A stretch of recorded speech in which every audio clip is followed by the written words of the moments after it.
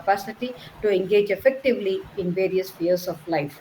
Thus, effective implementation of these policies require a multifaceted approach involving government institutions, civil society organizations, and other international partners working together to create a lasting change. Certainly, here are some examples of women empowerment policies that have been already implemented in various countries. Quota systems, or to name a few, quota systems, and some countries have implemented quota systems to ensure certain percentage of women representation in the political bodies, such as legislatures and local councils. Equal pay legislation, laws that require equal pay for equal work, regardless of gender, and addressing the gender pay gap. Maternity and paternity leave, the policies that provide maternity and paternity leave to support work life balance both for men and women. Microfinance programs, initiatives that provide financial services, including small loans to women entrepreneurs who may have limited access to traditional banking systems. So, gender responsing budget, incorporating a gender perspective into national budgets to ensure the government spending addresses that specific needs and priorities for women. Safe spaces and shelters, establishing safe spaces and environment and shelter for women who are the victims of domestic violence and trafficking is also being taken care. Girls' education initiatives, programs that focus on increasing girls' enrollment and retention in school, often providing scholarship and incentives, have been worked into. Legal reforms, changes to laws related to marriage, divorce, and inheritance and property rights ensure equal legal standing for women. So, skill development programs, training and education programs that empower women with the skills need to be the employment and entrepreneurship. Last but not the least, as we are gathered here on this beautiful morning, awareness campaigns for the public awareness campaigns and the challenge that tribes to promote women's rights and address social norms and policies.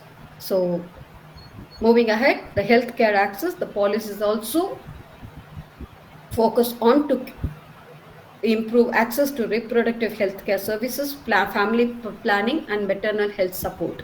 Anti sexual harassment laws, enacting laws that will define and prohibit sexual harassment in workplaces and public spaces.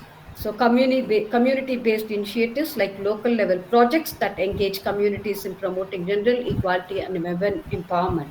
Rural development programs, initiatives that target rural women by providing training and resources and opportunities for income generation and community development. ICT access policies that bridge the gender divide by promoting women access to information and communication technologies. So, women entrepreneurship support, providing mentorship and training, access to capital women entrepreneurs to start and grow businesses, legal aid and supporters, establishing a legal aid program that help women access justice and protect their rights, political leadership programs, training women in political leadership to increase the representation in decision-making roles, social responsibility services, ensuring that healthcare services taken into account that specific health needs of the women and girls, promotion of women in STEM, initiatives to encourage support women participation in the leadership in science, technology, and engineering mathematical fields.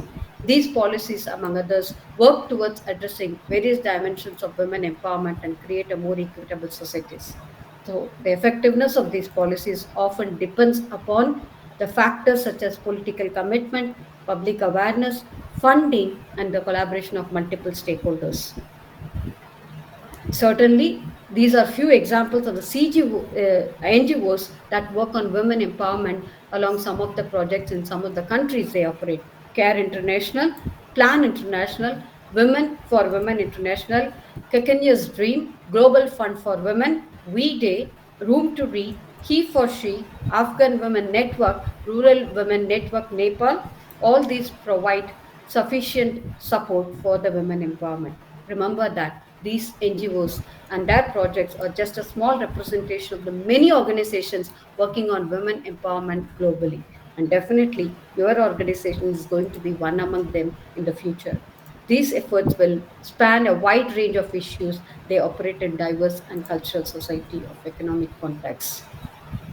On that note, I would like to conclude my presentation and thank you so much. So, women empowerment is not that we just talk about. but we need to live through it. Hope everybody will agree with me on that note.